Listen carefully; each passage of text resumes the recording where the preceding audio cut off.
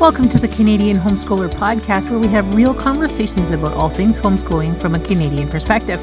I'm your host, Lisa Marie, and in this episode, I'm talking about the pillars of wellness for homeschool moms with my special guest, Teresa Wiedrick from Capturing the Charm Life. So grab your favorite drink and come join us on the couch. Awesome. Well, I want to thank you so much for joining me here at the podcast today and just having a chat with me. Can you do me a favor and just introduce yourself and tell me a little bit more about you and your journey? Yeah, I'm Teresa Wiedrick. I'm a certified life coach and homeschool mentor to homeschool moms after I've been homeschooling my 4 kids for almost 2 decades. Depends on when you start, either from birth, kindergarten, what stage. But anyways, that's what I've been doing for the last 5 years, is walking alongside homeschool moms to help them shed what's not working so they can be happier homeschool moms. Very cool. Yeah. And you're out of BC, right? Yes, I am. Yes, you are. Cool. I just want people to know that I am chatting with people all over the place, not just from Ontario. Oh, yeah. I'm passing towards that. You can talk with people all over the world from your closet. From my closet. Fantastic. All right. So I know that today you said you wanted to talk a little bit about the pillars of wellness. So I'd love to know, what is the pillars of wellness? Certainly, this originates from my experience. When I was in my fruit orchard back in 2017-18, I was writing a book. I decided to bring together some of the things from my blog, which I had been writing my entire homeschool journey. And I could see the 5 different areas that I was consistently writing on. And then I thought, which one would resonate the most with other homeschool moms? And it was, from my experience, these pillars. And really, it is looking over the course of my life and now walking alongside homeschool moms for the last 5 years that I can see typically the areas where moms are most challenged are in how to actually implement an education or the learning opportunities at home, which usually means we're having a discussion about deschooling their unhelpful schooled mindsets and leaning into child-inspired learning. Another one is very much always about self-care. That is why, everything, my book, my podcast is Homeschool Mama Self-Care, and really prioritizing you amidst this very saturated mom experience.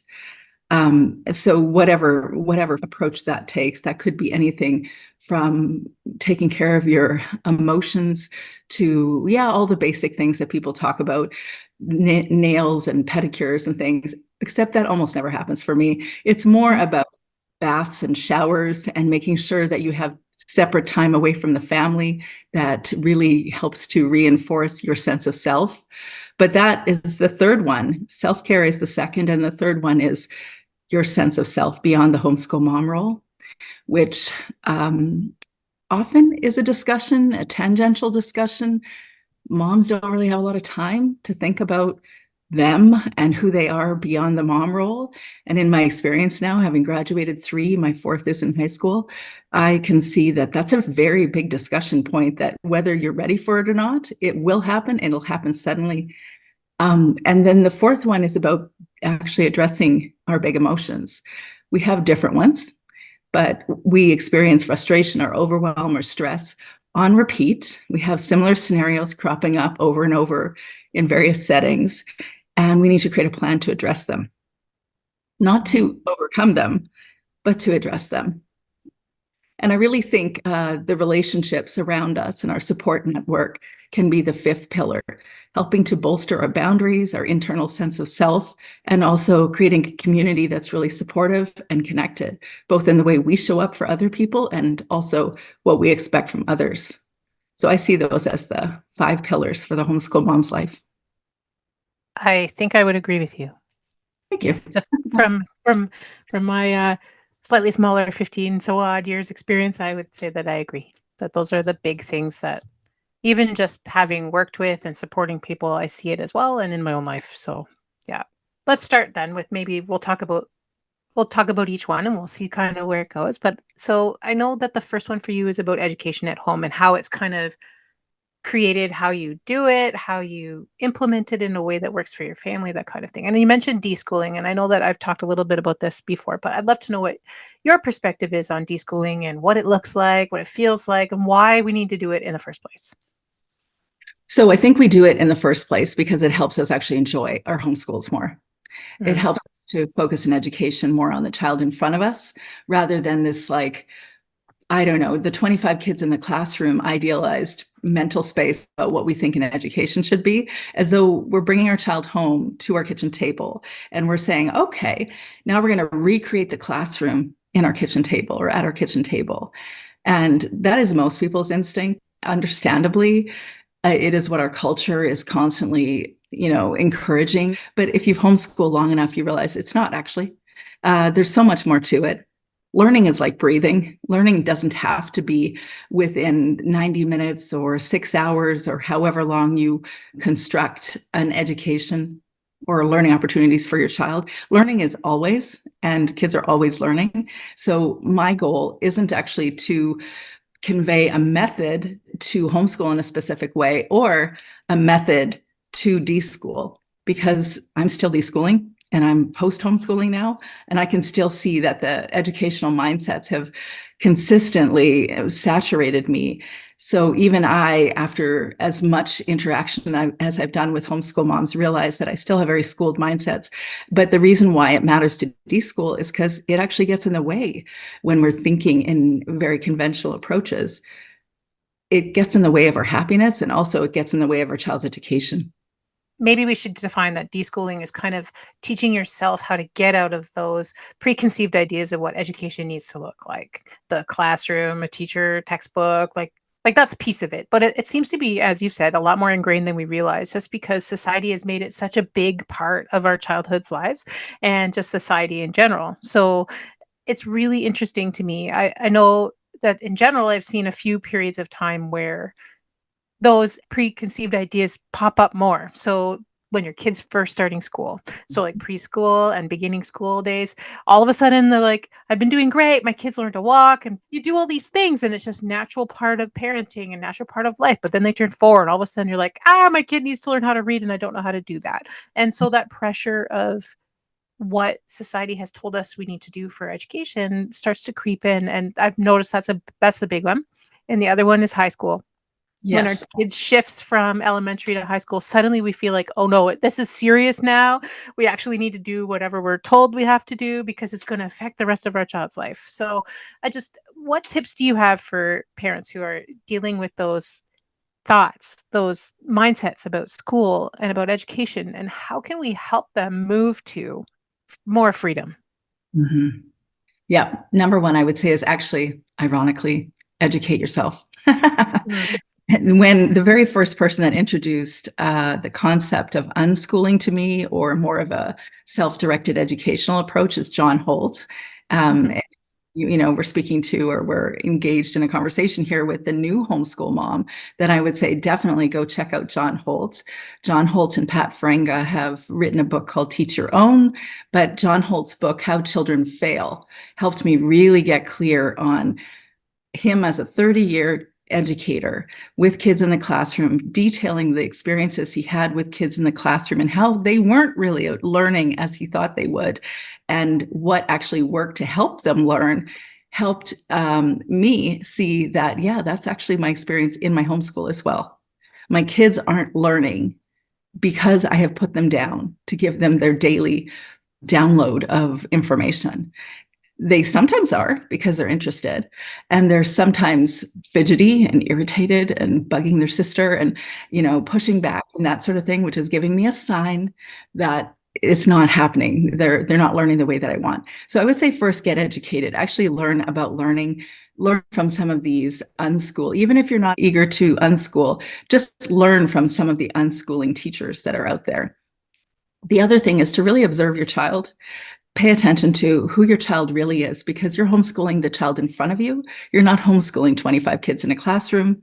You're not homeschooling a method either.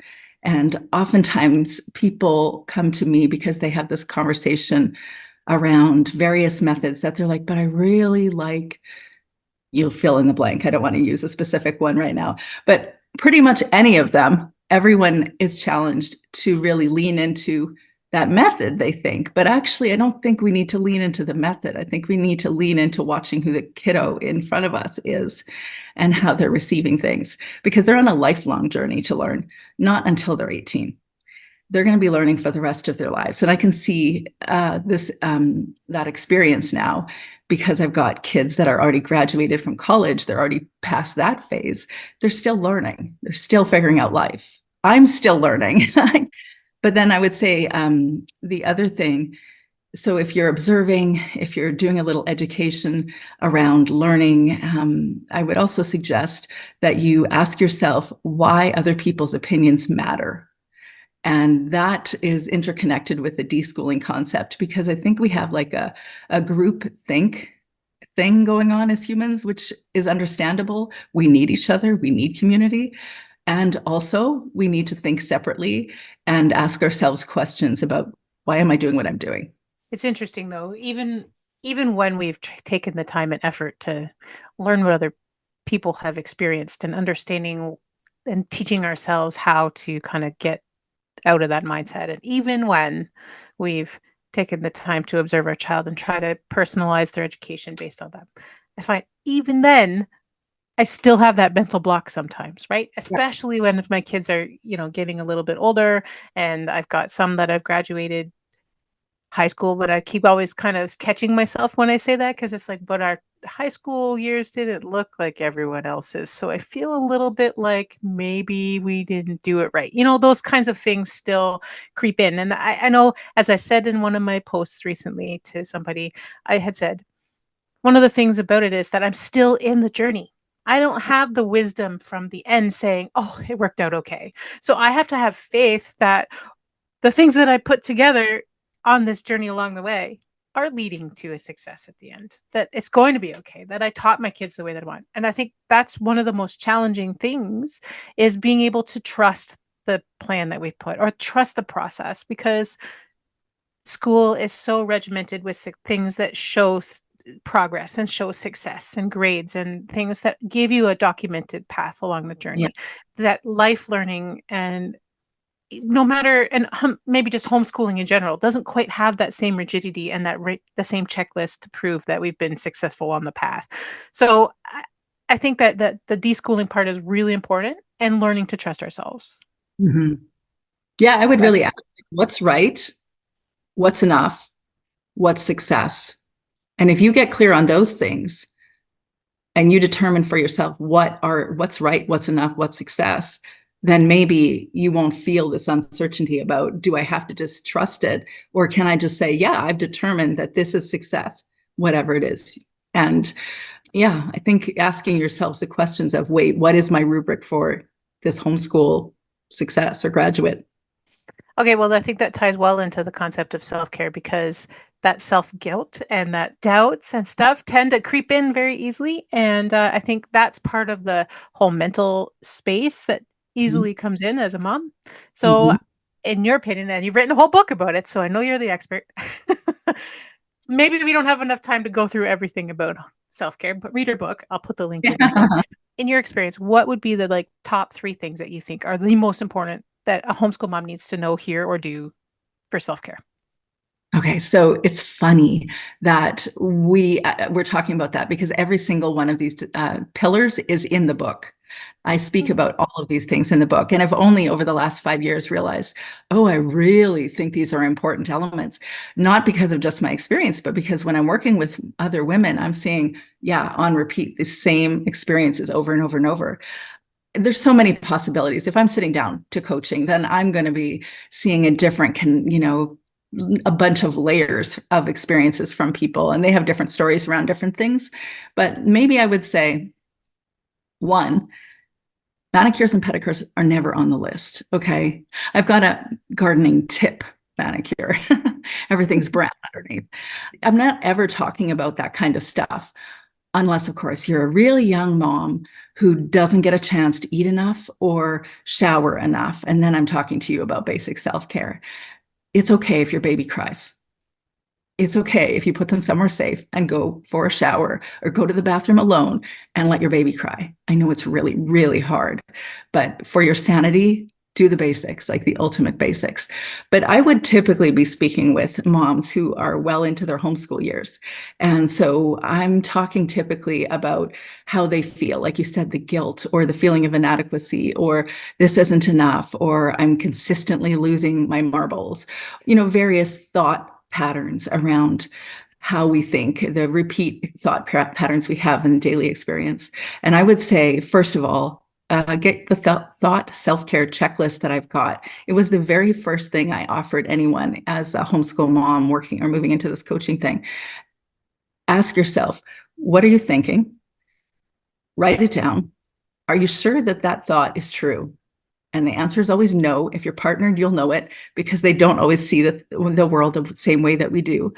So what could be alternate perspectives? What are different thoughts? Write them down. If you were to believe those different thoughts, what would be the outcome? How would you engage that scenario differently?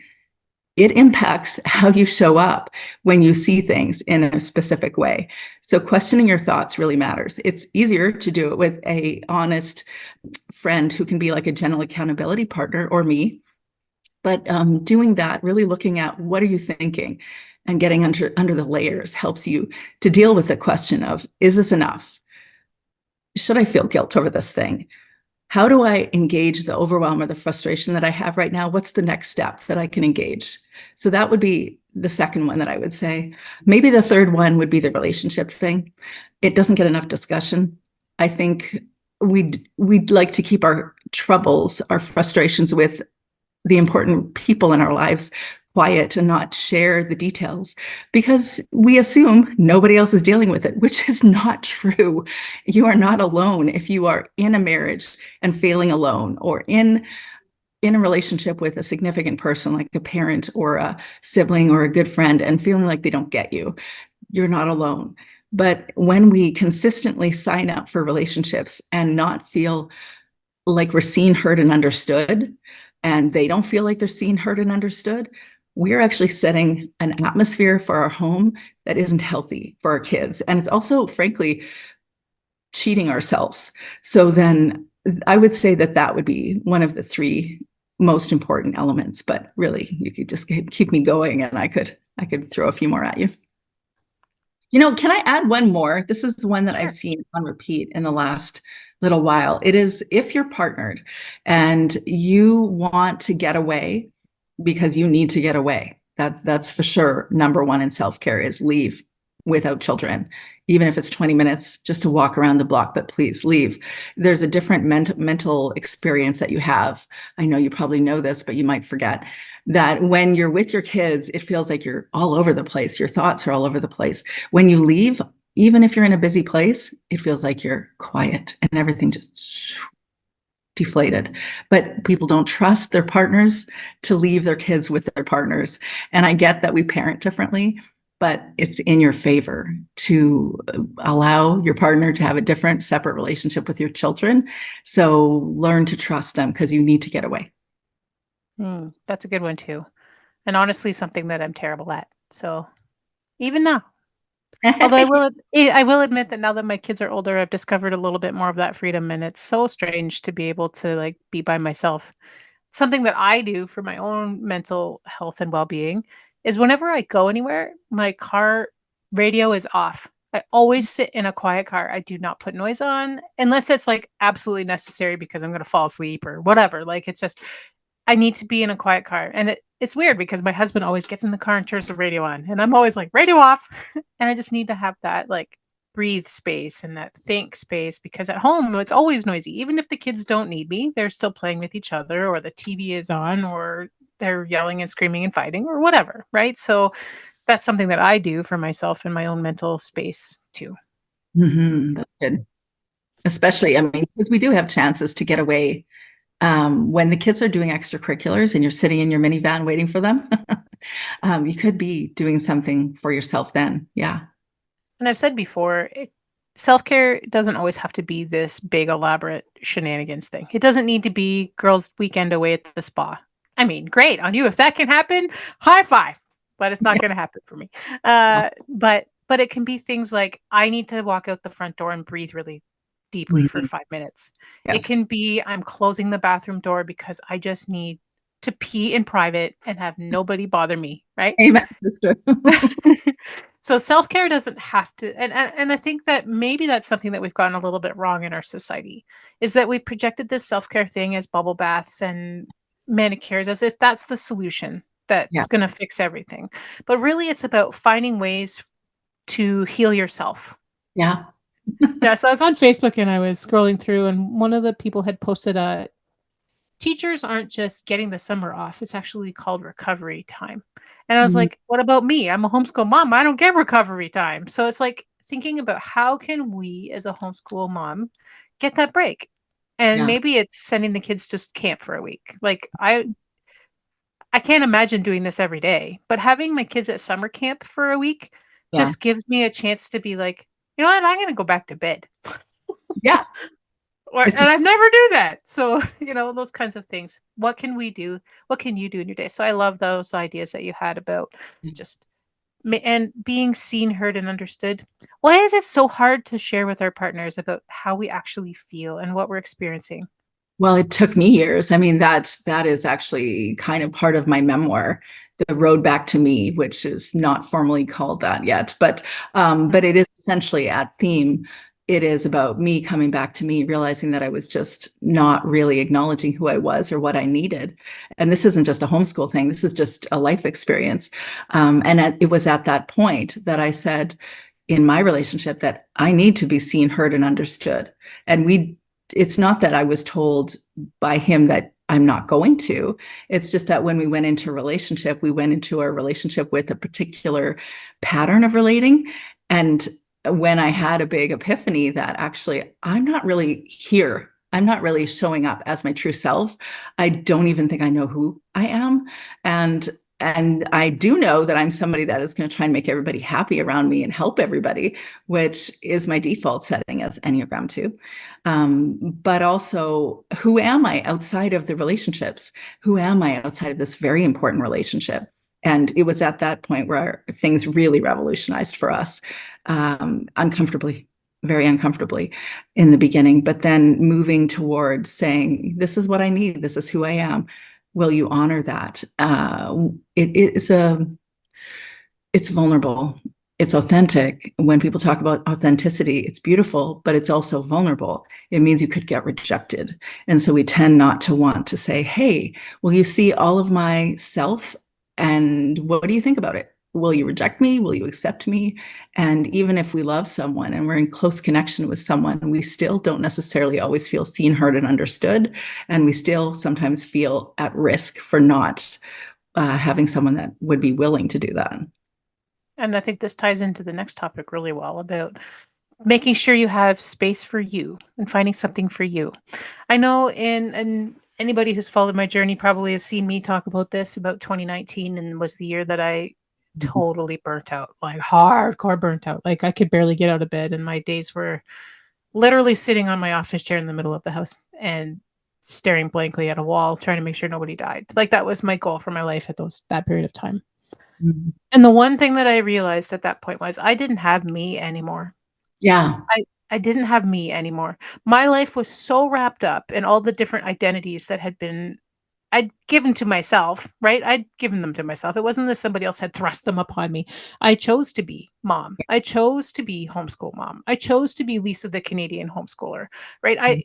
But at that point I was burnt out. Like I was toast, but I had nothing for me that fed me, that gave me an identity separate from all the chaos in my Mhm. life. Yeah. And I have to say that it's very easy to fall back into that all the Yeah. time. Mhm. Like even now, like for that period of time, I discovered my passion for writing again. I Mm. love writing and I totally wrote all the time, wrote lots of stupid fan fiction and made lots of great friends at that period of time, just around that experience that was something completely separate. They didn't know me. I was online. I was just gave a pen name. I didn't have to be accountable to be the homeschool mom or give experience and information about homeschooling or to give someone advice on how to do math. Mhm. Even if it was my kids, right? So that's the only way I think I pulled myself out of that burnout period. And I'll admit, it's been what, 5, almost 6 years that that's been happening. And I don't think I've ever fully recovered from that. I'm still tired. It still gets very exhausting, and there are times where it's worse than others and times where I feel great. But one of the Yeah. things that did come out of that was realizing that I need to have something for me. And so I will advocate people that all the time, even if I'm not great at following my own advice. I do think that's a really key thing. And I'm so glad that's on your list of things that are really important for pillars of wellness. I'd love to hear your thoughts about this. I love that because that is actually why I've got a group online. And one of the things that we offer once a month is a writer's room. Mm. And so it is to encourage journaling or whatever writing practice you're doing. And I think what you just said, it's about fostering creativity inside you in whatever form it is, whether it's writing or whatever. It energizes. It's like going to the gas station and filling up a little bit. It also, at the same time, helps you become more you, to really, lean into, what do I really think? What is my voice? How do I really see the world, or what matters to me? And that identity, when you're building on your sense of identity, your separate sense of self outside of your homeschool mom role, you're not just creating a clear sense of yourself, you're also moving into a deeper sense of purpose, because identity is always preceding purpose. So the stronger sense of self you have, the deeper sense of purpose you'll have, which makes for a pretty cool, purposeful life. Yeah, that's great. And I think as homeschool moms, because our identity gets so wrapped up with being homeschool moms, I've seen a lot of people who, when their kids are stop homeschooling or they've graduated, don't know what to do anymore because Uh, that's been their life the whole. It's kind of like when people retire from a job and they're all yeah. excited because they finally get some freedom, but they don't know what to do because their routines have changed and all the things that have made them be who they are gone. So I think that's kind of really important too. And if we can make the effort to find that before it's That over. Yeah. you have to invest the time in it before. And it doesn't mean like it has to be that thing, whatever you're doing. If you're learning how to weave and you're spending time learning how to weave every week, it doesn't mean you're going to have to, buy a weaving machine. I know there's a loom, and then develop your own business afterward. It doesn't mean you have to. That could be your hobby. That could be the thing that you just enjoy doing as a pastime. But just getting into the habit of nurturing your separate sense of self, because this is where I'm at now. I have no children at home right now. Like, I know you don't either because you have kids at summer camp. My youngest is almost 16. He is a leader at a camp this year for a full week. And my three girls well, one of them is actually in Monte Carlo today. I kid you not. This is amazing. But three of them are all grown up, and it is really weird at that stage of life. Like, to be honest with you, I'm like, I would like it back. And I'm having, these moments where I feel like I'm grieving it. I've lost something. And then I'm trying to put it into perspective, not lost something. I'm just going into the next stage. It feels very akin to that moment when your youngest is about 5 or so and you're asking yourself, do I want to do this again? Mm. And I remember thinking when mine was 5 that heck to the no. I don't, but also, yes, I do, all at the same time. And I kind of feel like that. My husband and I were talking the other day about, well, would you really want to go back to that? And I'm like, oh man, no way. I can see where I came from. And it was just like you said, saturated. It's so saturated. It's so hard to create time for yourself and really to feel like you can think 2 consecutive thoughts at the same time. So no, but also, oh, beautiful memories. Beautiful memories. So yes, kind of. Maybe that's why I'm still in the space. And I don't think it's wrong for us to want to help and nurture the people that are coming in behind on the same journey that we've been on. Yeah, 100%. In fact, somebody Yeah. needs to. Yeah. So then how can we as homeschool moms kind of ensure an emotional well-being? Because obviously emotions are really a big part of this journey. So how can we ensure that we're taking care of our emotions? Be honest with ourselves, what our Mm. real struggles are.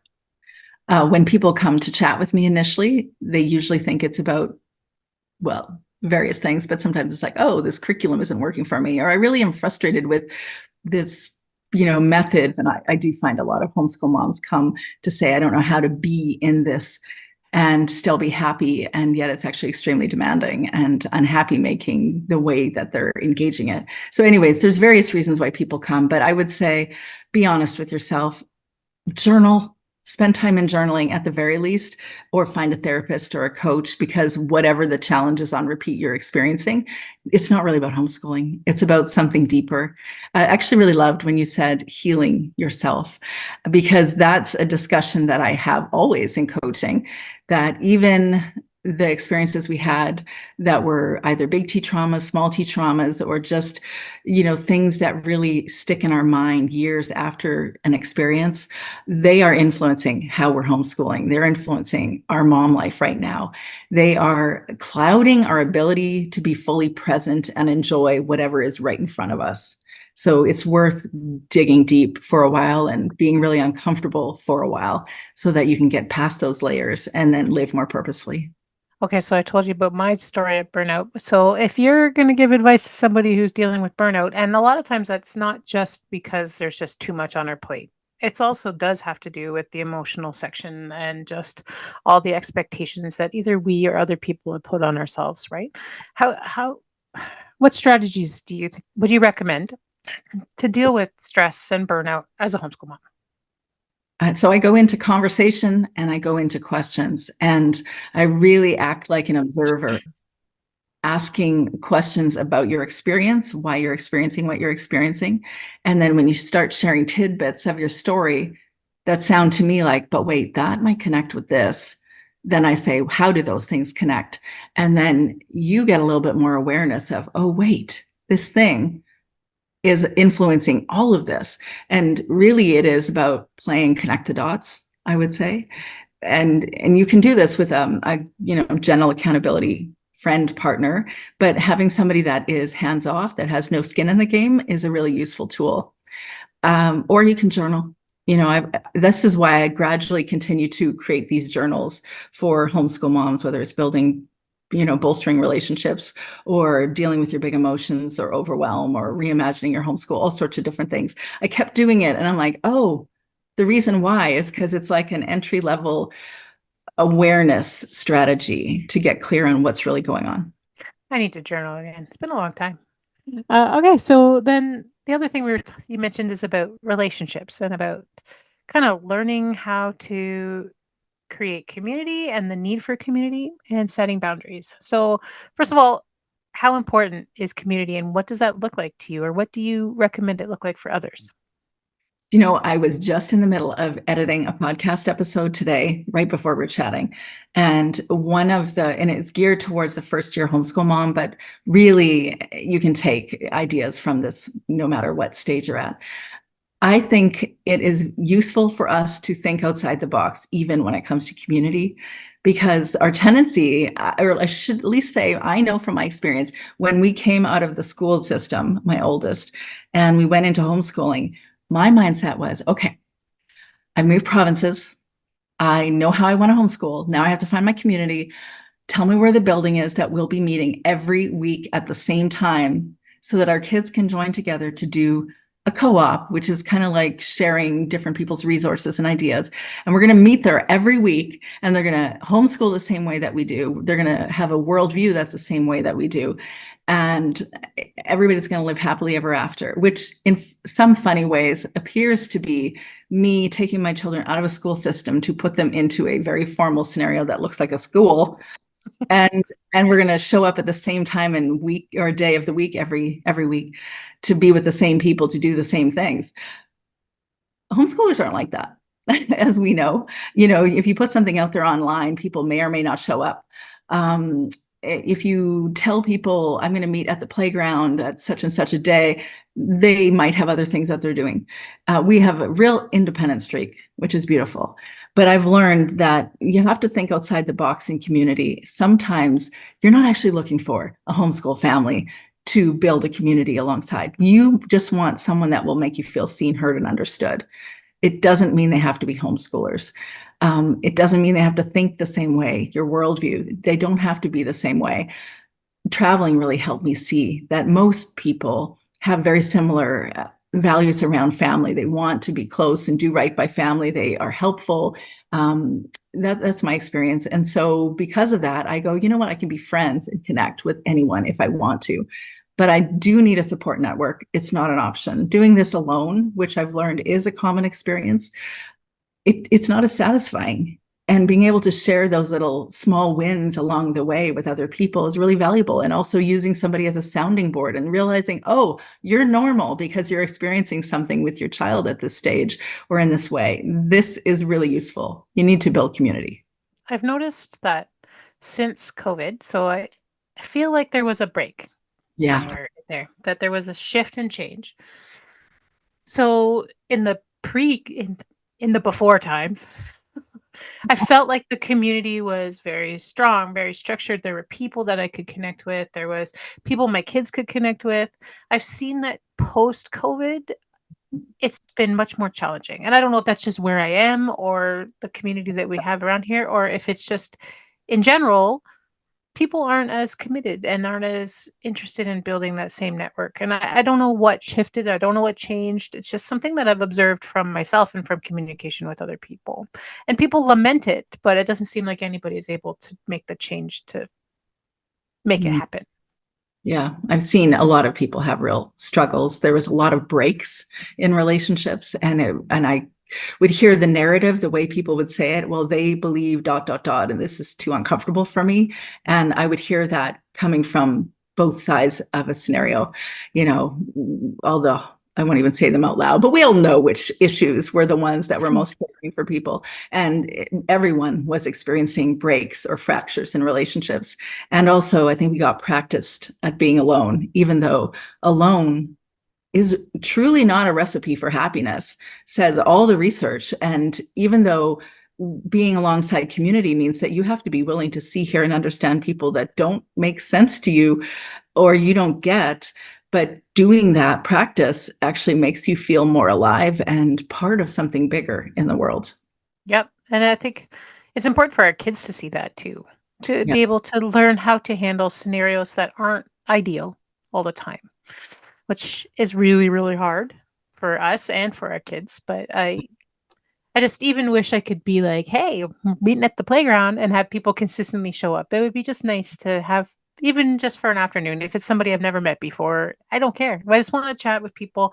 And I know other homeschoolers too. They just want to meet people and talk to people who are living the same walk. Even if their walk is different, we're still on the same path, right? So Yeah. it's just important for us to be able to relate to people. So, and I do think online offers it sort of. I Differently. feel it's different. It's not quite as personal. I think maybe we have a good persona that we can put on when we're online that makes everything looks good. Like my beautiful bookshelf, right? Like it looks great, but if you look over there, you see my pile of dirty clothes. Like those reality things, right? Yeah, I try to keep it real. This is true. I do try to keep it real in my online community, but I still think there is like a physical barrier somehow. Like people don't know that I'm 5'9", and when people are like, oh, wow, I met somebody actually from Instagram in my community. And she was like, oh, wow, look, you're outside of the box. And I'm like, yes, I'm real. I'm real. I have a torso. There's Yeah. legs there. It was funny. So I actually put pants on instead of my pajama pants when I'm in person. Yeah, I am officially wearing real pants right now. Oh, fantastic. Thank you. I feel honored. Yes. Yep, intentional. And I or subconsciously wore red. So that was because this is the coolest shirt in my closet. There you go. Perfect. I guess so one of the other things about relationships you mentioned was boundaries. And what kind of boundaries do you think are really important for us as homeschoolers? Well, yeah, so I think it is very much tied to our sense of self. So getting clear on who you are means that you naturally don't gravitate towards connecting in relationships that are overstepping boundaries. If you knew me 30, 40 years ago, oh my goodness, did I just say 40? Yep, that applies. Okay. Anyways, if you knew me 35 years ago, I am not the same. I would not notice to connect with certain people because even though I am honored to walk alongside people with some pretty harsh challenges, as homeschool moms, but preceding the homeschool mom life, I would have enmeshed. I would have unhealthily connected with people back then. And now I'm like, no, I see and honor that each of us has our unique stories, and we have our choices in life to relate to people the way we choose to relate, or to address that really difficult scenario in their relationship, or to address that addiction issue, or to address whatever it is, that it's their choice. And so because I have a stronger sense of self, I'm less likely to enmesh and connect. And that goes the same for, say, relationships. If I take it really tangibly to, a homeschool co-op, which is a lot of people's experience, that or forest school, I hear, doing some consistent homeschool activity with people. And you like, you really appreciate something about someone, but there's parts of them that you're like, So how do I relate to that person and still be in relationship with them, but also not, either strike them from your community because you don't like everything about them? Or how do you relate to them when something is not quite ideal in relating? And boundaries really is not so much what you can do to make something else or somebody else do something, but it's more about how can you respond in a relationship scenario that's challenging you, because you are able to enable or enact that agency. You just have to know that you have agency in that relationship. So I'm probably speaking on a meta level and not really going to the practical.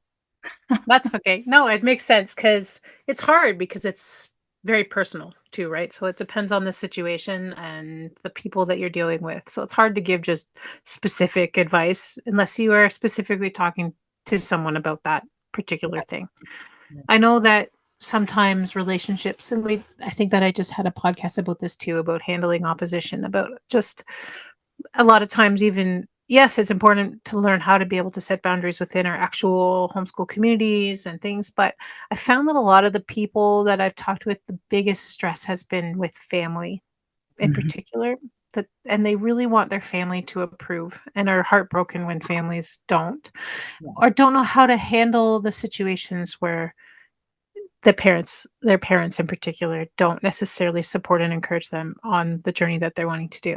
So, what kind of tips or advice would you have if somebody's struggling with that level of challenge? I appreciate that. I understand that. I've been there, and I think that kind of coincides with what I was about to say previously, or that was my narrative in my head as we finished the last bit, is that I think I don't care as much what other people think about how I'm homeschooling or how I homeschooled, because I got really clear on my sense of self. And so I think that feeds into this discussion, that we have to get really clear on what matters and who we really are. Why are we searching so hard for their validation? The reality is we all don't see the world the same way. We just don't. And it doesn't mean that we can't still be in relationship with people. Sometimes it makes it difficult if people are especially disapproving or always asking, oh, but have you done this and have you done that? And they don't mind their P's and Q's. That's when we have to enact the boundaries. But I think we have to create community of support and cheerleading, whether that comes in the form of a non-homeschool family, or because you can, and I have experienced that, of having a homeschool family or a family close to me who weren't homeschooling, and yet they were totally cheerleaders. But don't go to the people that you know are not giving you that validation. Ask yourself, why are you working so hard to get their validation when they've already told you that they're not giving it to you? That's important. Yeah, good point. I never really kind of thought about that. And I think I know, especially when I was a younger mom, I really wanted everybody around me whose opinion mattered to me to be the opinion that agreed with me. It takes a lot of gumption to be able to stand your ground or make your decision on your own and be willing to be hurt by opinions that aren't necessarily meshing with yours. And it's not that their opinion is wrong, it's just that that's their perspective, as you said, their view of the world. And it's hard, especially when you're new at this and you're just trying to get your feet under the ground and you're dealing with all the different weights and challenges. It's hard when the people that we value the most are the ones that aren't the ones that are cheerleaders. So it Yeah. is really important. It is really important to find a community that will back you up. And I have friends that are totally not homeschoolers and would never in a million years homeschool, who are totally people I go to when I'm having a bad day. They're not going to tell me, you should send your kid to school. Yeah. Right? They're like, oh man, that sounds hard, blah, blah, blah, blah, blah. And we go on a conversation like that. It's not, I trust them with my life because I know they're going to support the choices that I've made, even if they don't match what they choose for their family. Exactly. Yeah. And that is exactly what I was saying previously about community, that you can think outside the box. The people that are supporting you don't have to be in alignment with everything you think in the world. In fact, I would suggest to you that if you're married for a good long time, if you are a partnered person, you know that you're partnered with someone that doesn't think entirely like you, and you have figured out how to be together, or you're not, but you have to figure out how to be together and not see the world entirely the same. All right, so are there any other like mindsets that homeschool moms have that kind of stop them from reaching their full ability or full wellness that you want to cover today? Girl, there's so many. That is true. There really are. There's like a false guilt thing that people experience, but also there's a true guilt thing that people experience. They feel bad because they're relating to their children in a certain way. And to be straight, I think guilt is there sometimes for a good reason. It says, you shouldn't touch the hot stove. No, I know you're angry, but don't put your hand on the hot stove. And yet you keep putting your hand on the hot stove over the course of time, or you're losing your marbles with your kids on repeat. And that is your sign that you are doing something that is not making anybody feel good. You're feeling guilt. The experience of the hot stove is guilt, and it's there for a reason. It's telling you you have to figure out a plan to address this. And when I say that, by the way, I say that with compassion, because I've been there on repeat, not knowing, why am I on repeat, triggered by this thing? Why am I reacting the way I am? And so I've been there, and everyone is there. I will add that too, that you are not alone if you just resonated with that. In fact, you are alone if you didn't resonate with that. But if you're putting your hand on that hot stove and you're losing your marbles all the time, create an action plan, do something about it. That true guilt is there for a reason. False guilt, on the other hand, is like originating from so many possible reasons, but oftentimes you perceive something that a parent said when you were young or someone significant, and you are living under a shame, a blanket of shame, and it's influencing every relationship. So that one is a common one that I discuss, but there's a lot. So read your book. Yeah. Yeah. That's good. Thanks. But all this stuff is not as in-depth in my book. I'm writing coaching courses to do that in all these different areas, these pillars, and it's more in those than it is in my book. But yes, the book is like start somewhere, right? Yeah. Mm-hmm. Awesome. All right. Well, is there anything else you wanted to cover? I would love to have a live roundtable with you, and like live rubbing shoulders. So if next time you want to, instead of an online conference, create a real life conference, I'm in. No pressure. Oh, yeah. Okay. It's called Budget and the Size of Canada. Yeah. Man, that'd be fun though. That would be fun. Yeah. There's so many people I'd like to meet in real life and be like, you have been like the best mentor to me. There's so many people I'd love to just meet in real life and shake their hands, give them a high five, maybe even a hug. Me too. Awesome. Well, can you tell me where people can find you? How can we make sure that people can connect? Yes, for sure. Well, I'm on all the socials except TikTok. So I'm on YouTube. I'm on my podcast is Homeschool Mama Self-Care, but you can find all of my things under the umbrella of my website, capturingthecharmedlife.com. Thank you so much for taking time out of your day to chat with me. Always. Delighted. Thank you for joining us on this episode of the Canadian Homeschooler Podcast. We hope that you picked up some great tips and ideas to be able to take care of yourself on this homeschooling journey. In the next episode, I'll be chatting with Shelley Woon from Aerosmith, and we're going to be talking about the brain and neuroplasticity. If you have any feedback, ideas for topics, or people that we should try to connect with for interviews, please let us know. And don't forget to share with your Canadian homeschooling friends. Thanks so much for joining in. Until next time, happy learning.